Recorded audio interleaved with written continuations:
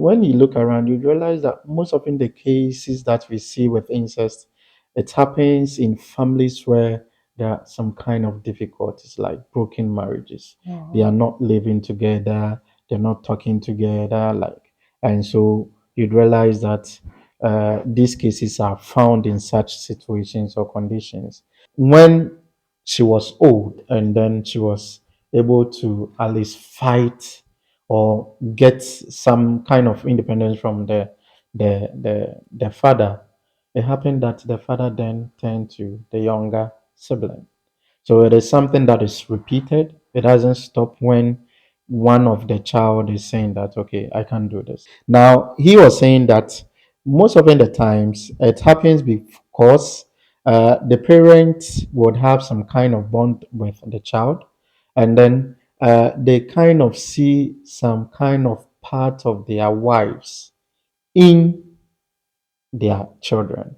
So if it is you and then you have a daughter, so the man in a way sees you in the child. Throughout history, the pro incest movement has done great harm and will continue to do great harm to victims of incest and also to families who are seeking justice. This group has written articles even questioning whether incest is wrong. And some are justifying and are campaigning that incest should be decriminalized. The media has not helped at all.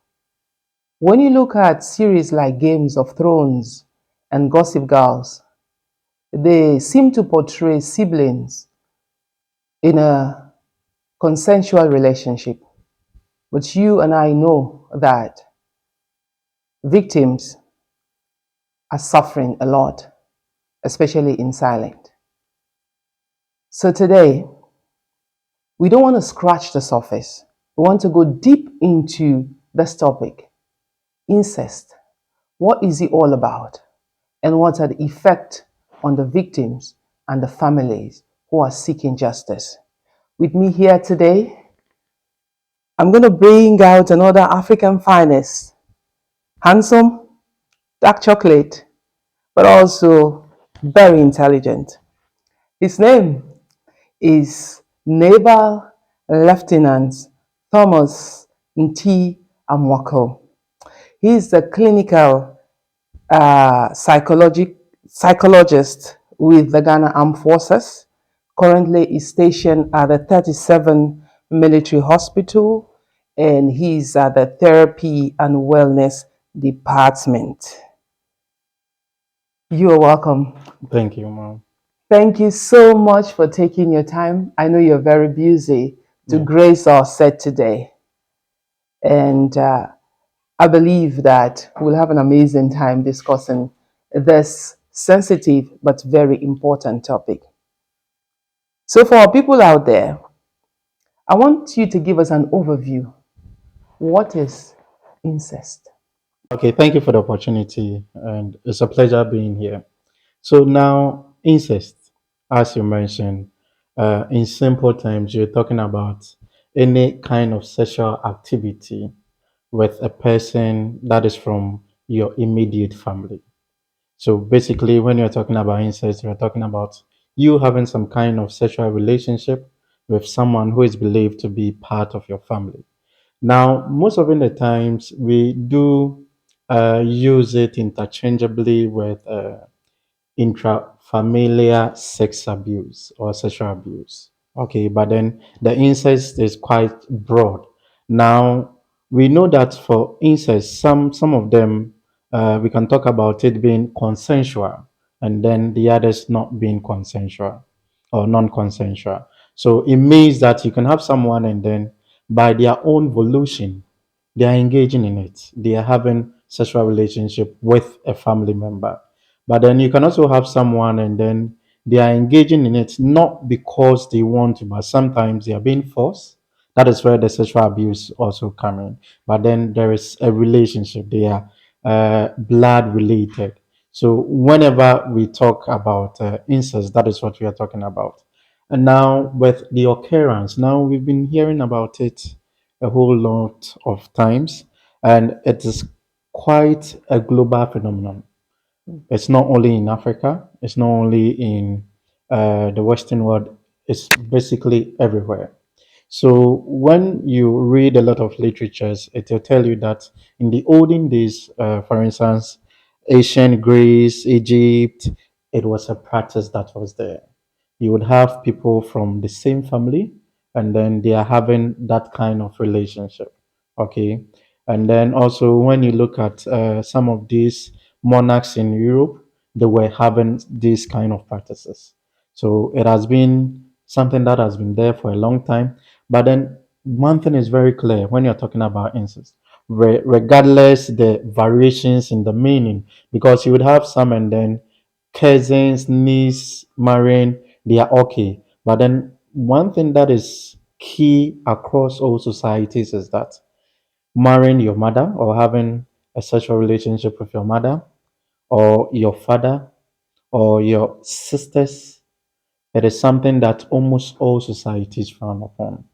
So when you look at the other areas where they engage, that is not directly linked to that nuclear family, as in having it with your sister or your mother or your father, but then the distant family members that they engage in it. So basically, that is what incest is all about. Yeah. Wow, this is broad. This is broad.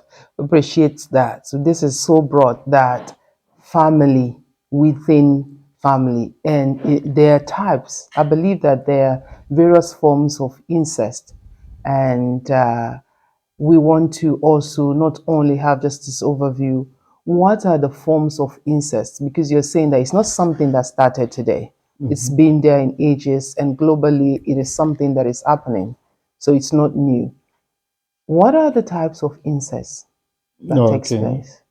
Okay, so now for the types, we can look at uh, three different types, and then Right? it is categorized based on the kind of people that are engaged in it. All right. So the first one we can talk about the parent, son or daughter type.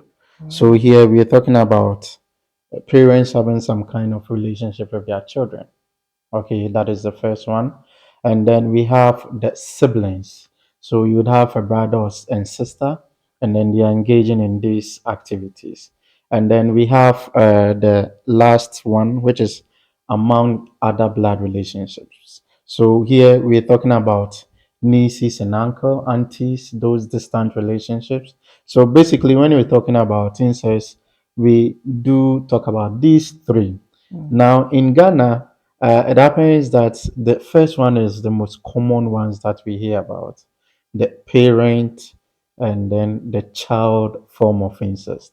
But then when you look at the literature elsewhere, globally, you realize that the sibling to sibling kind of incest is quite common there. But then when you look at the literatures in Ghana, we see a lot of cases on parent and then children kind of relationship. So one would ask, why would it happen that someone who is a parent and then they are having sexual activities or relationship with their kids or their children? Mm. Okay, and there are a number of theories or school of thoughts that tries to help us to explain some of these behaviors. Okay, I think with time we'll get there, but then one of them talks about the fact that the biosocial theory.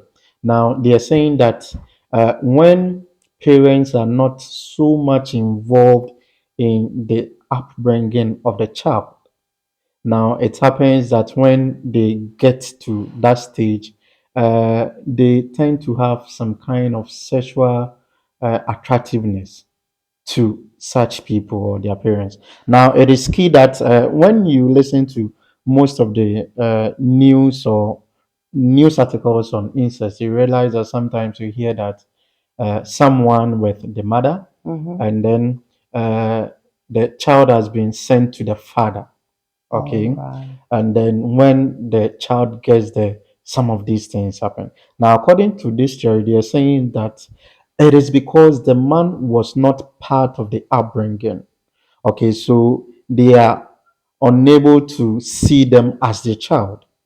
Now, compare it to someone who was there during the childhood stages, infancy, and then the person was seeing this young lady, okay, in diapers going. So it is very difficult for you to see them even when they grew as someone that you can have sex with because the man was there right from. But then when there's that kind of detachment, you're not involved, and then these children are sent to you, then sometimes you get people, not all people, but then trying to make some sexual advances towards these children. So that is it for the first one. The sibling too, we hear about it a lot, that a lot of people engage in that. And then the third one, which is the other blood relations. Now you can talk about grandfather and granddaughters. Okay, and you can still use the theory that I mentioned to give us a fair insight as to how it happens. So basically, these are the three types that we have when we're talking about incest. In Ghana, the common ones are the parent child form of incest that we do have. So could it be then that because of the power dynamics, or could it be that the children are accessible to them, that's why they can take advantage of them? Or it's just something that has been passed on? Because sometimes you see that these things have been passed on from one generation to another. Okay, so yes, so now one other theory that tries to explain incest is the feminist theory. Now, they talk about the fact that in a society where there is that kind of male supremacy Okay. and then that dominion, and that men think that they control almost everything and then they can have their way. Mm. Now, they sometimes even see women as an object that they can just have their way with.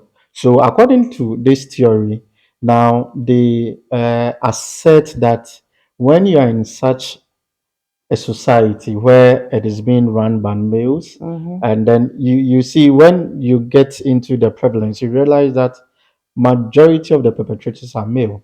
Yes, sometimes you get one or two females, but majority are males that is doing it. And then they are talking about the fact that because they are in the dominating in the society, and then they make certain rules and Mm. regulations in the society, then they tend to do that because they know Wow. they would have their way out of it and no Mm. one would talk about it. Yeah, that's Yes. so true. Yeah. I'm just thinking as you're talking, also children can be coerced and then forced to keep quiet Yes. because they can control them and Yes. say, most of the time when we hear this, to say, keep it safe for the secrets. This is family secrets, not an Yes. open business. So no one should come and put their mouth in what's happening in our family, or to protect the name of the family, one has to keep quiet. Thank you very much for that. So we've looked at the types that exist. And for the children to children, we did a previous episode on educating children on just age appropriate sex Okay. education. And as you were speaking, what came to my mind is that could it be that some of these children are not really given the early education, and it could be that when they are exposed to some of these things online, they want to come and experiment with their siblings? Could that be a reason why some of these things happen? Yes, to a larger extent, yes, I agree perfectly with that. Because you see, the kind of information out there. Now, at the start, you mentioned certain stories that we, or themes that we see in movies. Mm. Okay. So it gets to a point where the kids now would think that certain behaviors are normal with your own sibling. Okay. Now, even some of the cartoons that our kids have been watching, they are introducing some of these things in. So you'd realize that growing up, because of the kind of information that is available to them, they tend to engage because they think that this is something that I can do with my sibling. Mm-hmm. Now, you talked about educating them on appropriate behaviors and also setting boundaries. So it is something that in Ghana, okay, now some people or some institutions are trying to do something about it, but we don't really give a whole lot of sexual education to our kids. Okay, so now we have to get to a point where we know that okay, this is this. And one thing that I've also seen is that you see, when you're talking to them, don't use code words. Like Oh for yeah. instance, Mm. you want to talk about pennies and then you're using something else. Mm. Now, when they go out there and someone is talking about a pen, now they find it very difficult to bring everything together too. So you have to come plain and explain that these are some of the things that you're supposed to do, and then these are some of the things that you're not supposed to do. The appropriate behaviors, the education should go. Okay. Yeah. Yeah, Thank you basically. very Yeah. much. Thank you for that. So, what's the prevalence of incest? Okay, so globally it is quite high, but then the levels or the rate would be known as understatement, and the reason being that majority of the cases we don't report. You mentioned the fact that sometimes it happens, and then we call a family meeting. Don't talk about this. This will bring shame to the family. So there are a lot of incidents, there are a lot of cases that uh, we know that they are not reported, but then some are reported. And out of the reported, I was looking at one article globally, and then they were saying that uh, it is quite, they didn't give a prevalence rate, but then they talk about the fact that the sibling to sibling kind of incest was very common. Mm. Yes, Mm. and then it was 5 times higher than the parent to child incest.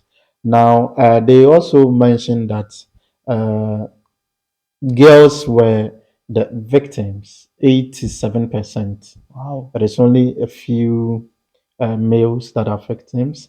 And then they also mentioned that 57% of the times there was an actually penetration, Wow. but then the others they are using other forms of sexual behaviors like exhibitionism. Mm-hmm. Someone can just Oh, go you go naked. naked and yeah, okay. Yes, and then yes.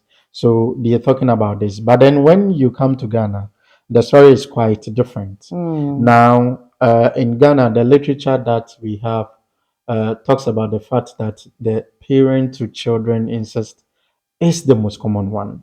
Now, there was a study where they looked at 48 cases of incest, okay, in Mm. Ghana, and then out of them, 47 was for females. The victims were females. Wow. Okay.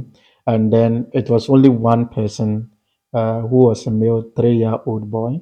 The rest was females from 3 to 25 years. Wow. Okay. And then they also mentioned that uh, the parent child incest is the most common ones that we have. Now, the literature also tried to throw more light on some of the motives. Okay. Now, they mentioned marital difficulties. So when you look around, you realize that most often the cases that we see with incest, it happens in families where there are some kind of difficulties, like broken marriages. They are Oh. not living together, they're not talking together, like, and so you'd realize that these cases are found in such situations or conditions. Then we can also talk about diabolic control. That was what they mentioned. Now, most of them was also saying that it was due to some kind of influence. It was the Yeah. devil. Yeah, because of religious now they say Yes, the devil is it was the Satan and devil. It yeah. was the devil. Oh my. Yes, so they do that, and then uh, some of them, I think, very few of them also attributed their behavior to the fact that the case or the victims were trying to expose themselves to them. It was the case who were trying to seduce them, okay, into that behavior. That is the kind of narrative that they give, or the motives, okay. So basically, when you're talking about the prevalence, that is what we have for Mm. incest in Ghana. Yeah. Wow. So that means it makes it very difficult then to pursue justice and even for the victims because of the secrecy. Guess that's Yes. why it is thriving Yes. because Yes. people don't disclose the shame and all that. Wow. Wow. So, what's the perception of incest when we look at the lenses of culture, the lenses of religion? How do they perceive incest? Okay. So now let's start with religion. Now, when you take religion, or let's say Christianity, because I'm a Christian, and now you'd realize that incest is mentioned in the Bible. There are a number of cases where there was that kind of sexual relationship between close family members, which we will look at them. Now, when you look at the Bible, you realize that it is not so much critical on human sexual behaviors uh, from creation to the time that Moses had the law, Sinai.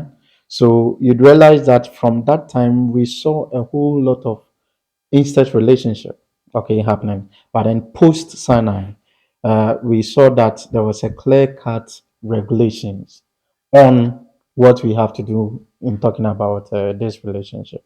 So now, for instance, before then, some of the instance we can talk about Lot Mm-hmm. after they were moved from Sodom and Gomorrah. The Bible tells us that Lot was intoxicated, and then uh, his first daughter went in to live with him, and then came back to tell the second daughter, and then the next night the second daughter also did the same. Yeah. Okay, so for the instance, we have a whole lot of them. We can talk about Esau also Mm-hmm. marrying his cousin. Mm-hmm. So we have a number of instances of incestuous relationship in the Bible. But then the good thing is that reading it past Sinai, what when God gave Moses the laws, all those relationship was in a way prohibited.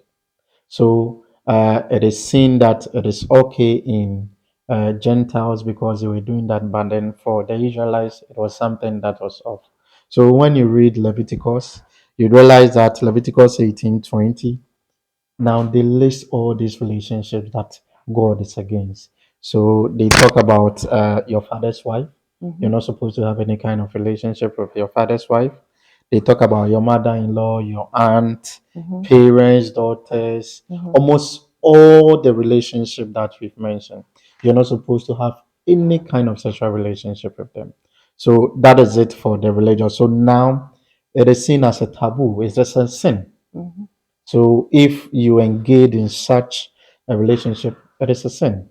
Now, with the culture perspective, now you'd realize that, as I mentioned, of the feminist theory, trying to throw more light on how people think that it is being kept and then it is being used.